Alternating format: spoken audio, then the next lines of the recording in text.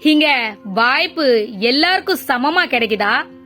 அப்படி கிடைக்கிற வாய்ப்பை சரியா பயன்படுத்துறோமா, இல்ல அத சுத்தி இருக்கிற பிரச்சனைய பாக்குறோமா? என்னால என்னோட அடுத்த ஸ்டெப்பை எடுத்து வைக்க முடியாம இருக்கிறதுக்கு காரணம் என்னோட சூழ்நிலை, என்னோட கூட இருக்கிறவங்க அப்படின்னு நீங்க நினைக்கிறீங்கன்னா இந்த கதை உங்களுக்கே. அது ஒரு காலணிகள் எல்லாம் தயாரிக்கிற நிறுவனம். அந்த நிறுவனம் ரொம்ப பெருசுன்னு சொல்ல முடியாது, ரொம்ப சின்னதுன்னு சொல்ல முடியாது, வளர்ந்துட்டு வரக்கூடிய நடுத்தர நிறுவனம். அந்த நிறுவனத்தோட உரிமையாளர் அந்த நிறுவனத்தோட வருமானத்தை உயர்த்த முடிவு பண்ணாரு. அதனால நிறைய கிளைகளை திறக்கலான்னு முடிவு பண்ணாரு. அப்படி அவரு முடிவு பண்ணி ஒரு புதிய தீவுல தன்னோட கிளைய பரப்ப 50 ஜோடி காலணிகளோட அந்த நிறுவனத்துல வேலை பாக்குற ஒரு விற்பனையாளரையும் அனுப்பி வச்சாரு. அந்த விற்பனையாளர் அந்த தீவுக்கு போய் இறங்கின வேகத்திலேயே மறுபடியும் தீவுல இருந்து கிளம்பி அந்த நிறுவனத்துக்கே வந்தாரு. அந்த நிறுவனத்துல பணிபுரிஞ்ச எல்லாருக்கும் ஒரே ஆச்சரியம், என்னடா போனவரு உடனே திரும்பிட்டாரு, அந்த 50 ஜோடி செருப்பையும் வித்துட்டாருன்னு இவருக்கு இவ்வளவு சாமர்த்தியமானோ யோசிச்சாங்க. இவரு இவ்வளவு சீக்கிரம் விற்பாருன்றதுனாலதான் இத்தனை பேர்ல இவரை அனுப்புனாங்க அப்படின்னு சுத்தி இருந்தவங்க ஆளுக்கொன்னு பேச ஆரம்பிச்சாங்க. ஆனா அந்த விற்பனையாளர் முகத்துல அந்த 50 ஜோடி செருப்ப வித்த சந்தோஷமே இல்ல. உடனே அந்த நிறுவனத்தோட உரிமையாளர் அந்த விற்பனையாளர் கிட்ட என்ன ஆச்சுன்னு கேட்டாரு. அதுக்கு அந்த விற்பனையாளர், அந்த தீவுல யாருக்குமே காலணி அணியிற பழக்கமே இல்ல, அதனால நம்ம அங்க கிளைய திறக்கிற எண்ணத்தை கைவிட்டுடலாம், அப்படி நம்ம கிளைய திறந்தாலும் விற்பனைக்கு சாத்தியமே இல்லைன்னு சொன்னாரு. உடனே அந்த நிறுவனத்தோட உரிமையாளரும் அங்க திறக்கிற எண்ணத்தை கைவிட்டுட்டாரு. அந்த நிறுவனம் வேற வேற இடங்கள்ல தன்னோட கிளைய திறந்தாங்க. வருமானமும் ஏதோ கொஞ்சம் உயர்ந்துச்சு. இருந்தாலும் அந்த நிறுவனத்தோட உரிமையாளருக்கு அந்த தீவுல திறக்க முடியலையேன்னு மட்டும் ஒரு வருத்தம் இருந்துகிட்டே இருந்துச்சு. அவருக்கும் வயசும் ஆச்சு. தன்னோட மகன்கிட்ட அந்த நிறுவனத்தை பாத்துக்கிற பொறுப்பையும் கொடுத்தாரு. அவரோட மகனும் நல்லா அந்த நிறுவனத்தை பாத்துக்கிட்டாரு. 2 வருஷமும் ஆச்சு. ஒரு நாள் அந்த நிறுவனத்தை தொடங்கினார் இல்லையா, அவரு நிறுவனத்துக்கு வந்தாரு. அந்த நிறுவனம் முன்ன விட 2 மடங்கு வேலையாட்களும் முன்ன விட 2 மடங்கு வருமானமும் தருவதை பார்த்து ஆச்சரியமும் மகிழ்ச்சியும் ஆனாரு.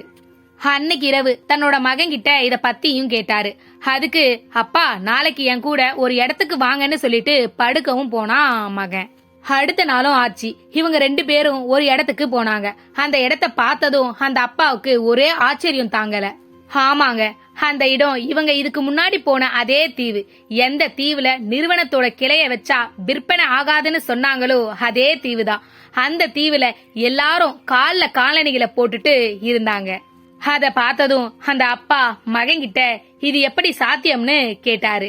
அதுக்கு மகன், அப்பா எதை பார்த்து நீங்க முடியாதுன்னு முடிவு பண்ணீங்களோ அத பார்த்து தான் நான் முடியும்னு முடிவு பண்ணேன்.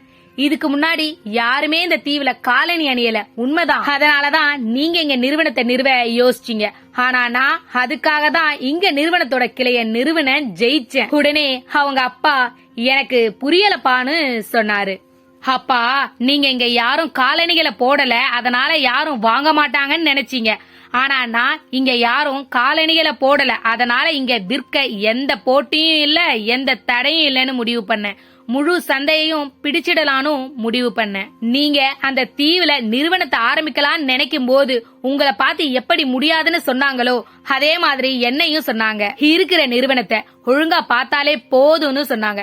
நானும் நம்ம கிட்ட இருக்கிற நிறுவனத்தையும் பார்த்தேன். எனக்கு மீதம் இருக்கிற நேரத்துல, அதாவது 1 மணி நேரமோ 2 மணி நேரமோ அத முழுசா ஒழுங்கா பயன்படுத்தினேன். எனக்கு நேரம் இல்லன்னு குறை சொல்லாம, வாய்ப்புல இருந்த பிரச்சனைய பார்க்காம அந்த தீவுல இருக்கிற நிறுவனத்துக்காக செலவு பண்ண. என்ன பண்ணா அங்க இருக்கிற மக்கள் வாங்க வைக்கிறதுன்னு யோசிச்சேன். எனக்கு இந்த வெற்றி உடனே கிடைக்கல. நிறைய தோல்வி, நிறைய விமர்சனம், சுத்தி இருக்கிறவங்க இது இவனுக்கு தேவையில்லாததுன்னு சொன்னாங்க. ஆனா நான் எனக்கு கிடைச்ச இந்த வாய்ப்பை பயன்படுத்தி ஆகணும்னு முடிவு பண்ண, ஜெயிச்சேன். அப்பா, நீங்க உங்களுக்கு கிடைச்ச வாய்ப்புல இருந்த பிரச்சனைய பாத்தீங்க, ஆனா நான் அந்த பிரச்சனைகள்ல இருக்கிற வாய்ப்பை பார்த்தேன்னு சொன்னான். இத கேட்டதும் அவங்க அப்பாக்கு ரொம்ப சந்தோஷம். தன்னோட மகனோட புத்திசாலித்தனத்தையும் தனக்கே பாடம் சொல்லி கொடுத்ததையும் நினைச்சு தன்னோட மகனோட வளர்ச்சிய பார்த்து சந்தோஷமும் பட்டாரு. கொஞ்சம் யோசிச்சு பாருங்க, நம்மள எத்தனை பேரு எத்தனை சாக்குப்போக்கு சொல்றோம். போதுமான நேரம் இல்ல, எனக்கு இருக்கிற நேரத்துல நான் என்ன பண்றது, எனக்கு மட்டும் நேரம் இருந்திருந்தா, இப்படி இருந்திருந்தான்னு சொல்லிக்கிட்டே இருந்தா நிகழ்காலத்தை மாத்தவும் முடியாது, எதிர்காலத்தை உருவாக்கவும் முடியாது, பிரச்சனையிலிருந்து வெளியே வரவும் முடியாது. முடிஞ்சா சூழ்நிலைய மாத்துங்க, இல்லன்னா அந்த சூழ்நிலையில இருக்கிற உங்களை மாத்துங்க. அந்த சூழ்நிலையில உங்களுக்கு கிடைக்கிற 1 மணி நேரமோ 2 மணி நேரமோ அந்த வாய்ப்பை பயன்படுத்துங்க. கிடைக்காத 23 மணி நேரத்தை பத்தி யோசிக்காம கிடைச்ச 2 மணி நேரத்தை சரியா பயன்படுத்துறோமான்னு பாருங்க. நீங்க வேணா பாருங்க, ஆரம்பத்துல 2 மணி நேரமா இருக்கிறது போக போக 4 மணி நேரம், 6 மணி நேரம், 8 மணி நேரமா உங்களுக்கு நேரம் கிடைக்கும்.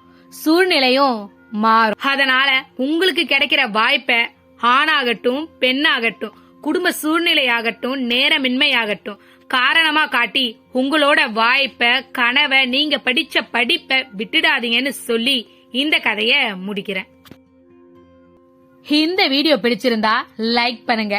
இது போன்ற கதைகள் கேட்க சேனலை சப்ஸ்கிரைப் பண்ணிக்கோங்க. இன்னொரு நாள் இன்னொரு சுவாரஸ்யமான கதையோடு சந்திப்போம்.